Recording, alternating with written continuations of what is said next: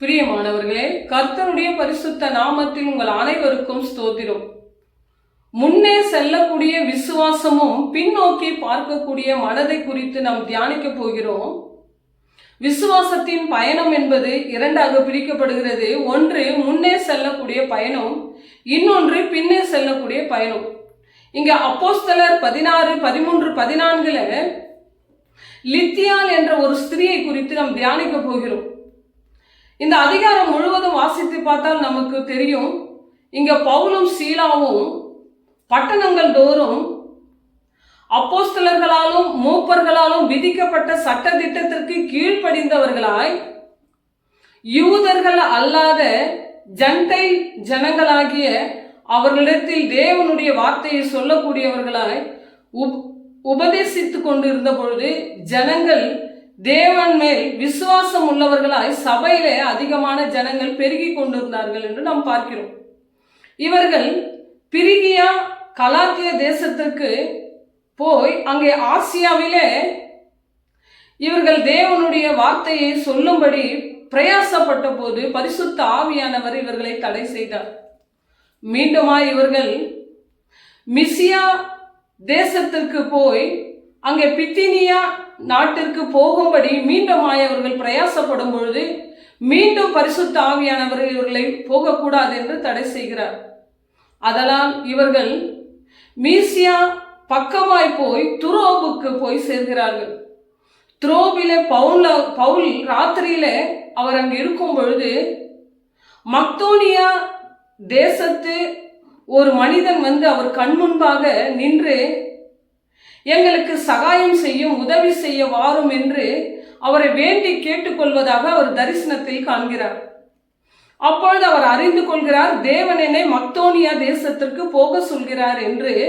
அவர் மக்தோனியா தேசத்திற்கு போய் அங்கு சில நாட்கள் தங்கியிருந்து அந்த பட்டணத்தை விட்டு ஓய்வு நாட்களிலே வெளியே போய் அங்கே ஆற்றண்டையிலே அவர்கள் ஜெபித்து கொண்டு அமர்ந்திருந்த பொழுது அங்கிருந்த ஸ்திரீகள் கூடியிருந்தார்கள். அப்பொழுது தூரமாய் நின்று ஊதா கலர் துணிகளை விற்கக்கூடிய லித்திராள் என்ற தியோத்திரா தேசத்தை சேர்ந்த ஒரு ஸ்திரீயானவள் தூரமாய் நின்று இவர் போதிப்பதை கவனித்துக் கொண்டிருந்தார். அப்பொழுது அவருடைய இதயம் திறக்கப்பட்டு தேவனை ஏற்றுக்கொள்ளக்கூடியவராய் இருந்தார். உடனடியாகவே அவர் ஞானஸ்தானம் பெற்று இவர்களை அவர்கள் வீட்டுக்கு அழைத்து கொண்டு போய் விருந்தோம்பல் செய்து முழு குடும்பமும் ரட்சிக்கப்படும்படியாக அந்த லித்திராள் செய்தார் என்பதை நாம் இங்கே பார்க்கிறோம். இந்த லித்திராள் அடைக்கப்பட்ட இதயத்தை உடையவர், ஆர்வமாக தேவனுடைய வார்த்தைக்காக தன் மனதினை திறந்து கொடுக்கக்கூடியவராய் இருந்தார். உடனடியாகவே அவர் கீழ்ப்படிந்து ஞானஸ்தானத்தை பெற்றுக்கொண்டு தேவ ஊழியர்களுக்கு சேவை செய்யக்கூடியவராய் இருந்தார். மூன்றாவதாக அவர் விருந்தோம்பலை பற்றி பார்க்கிறோம். அவர் வீட்டுக்கு அழைத்து கொண்டு போய் இவர் விருந்தோம்பல் படைக்கிறார்.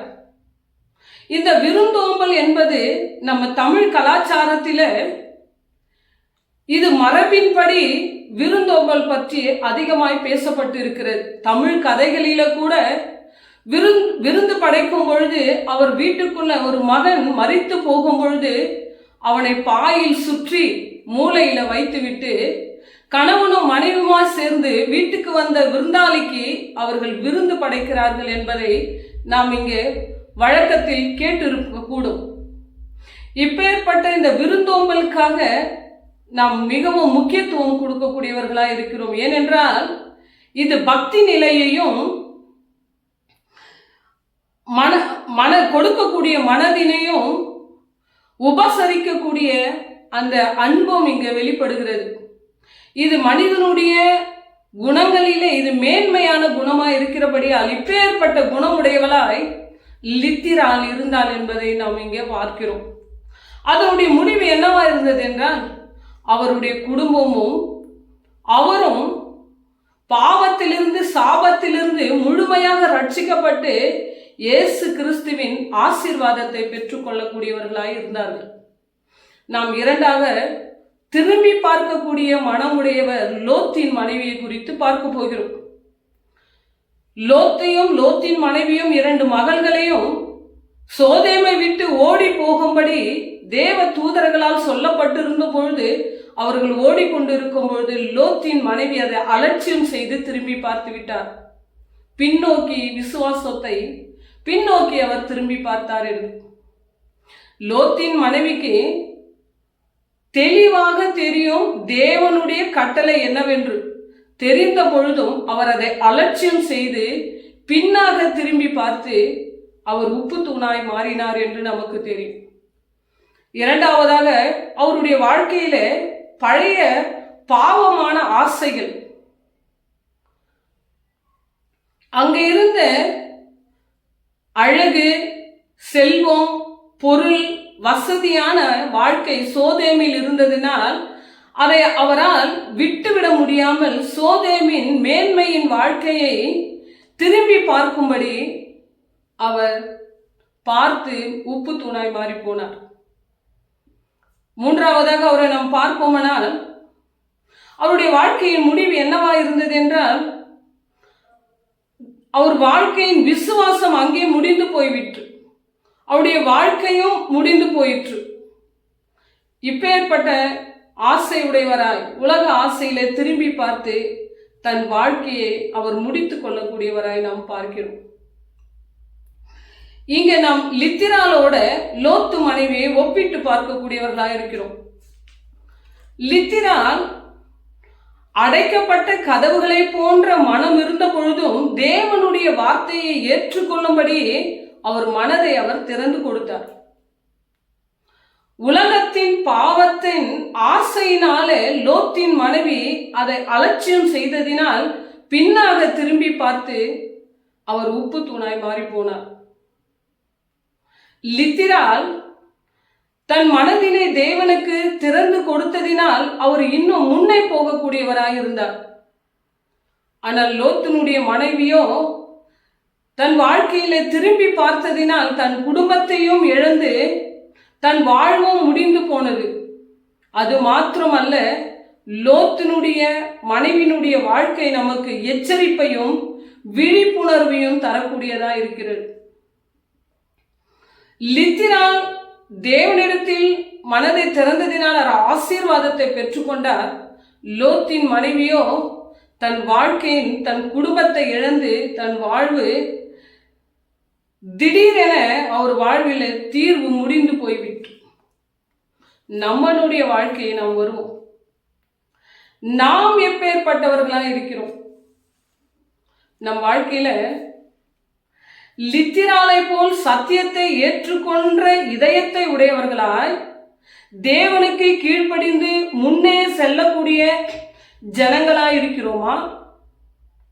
இல்லை லோத்தின் மனைவியை போல் உலகத்தின் பாவமான ஆசைகளை திரும்பி பார்த்து உப்பு தூணாக மாறப்பட்டு வாழ்க்கை இழந்து திடீரென தீர்வு முடிந்து போய்விட்டு அவர் வாழ்வில அப்பேற்பட்டவர்களாய் நாம் இருக்கிறோமா? நாம் நிதானிக்க வேண்டும். லித்திராலை போன்று தேவனுக்காக இதயத்தை கொடுத்த ஒரு வார்த்தைக்கு நாம் கீழ்ப்படிந்து ஆசீர்வாதங்களை பெறக்கூடியவர்களாய் இருக்கிறோமா? உலக ஆசை நிமித்தம் திரும்பி பார்த்து நம் ஆசீர்வாதத்தை இழந்து போகக்கூடியவர்களாய் இருக்கிறோமா? அதற்காக தான் இங்கே பிலிப்பு 3:13 நாம் வாசித்து பார்ப்போமானால் 13:14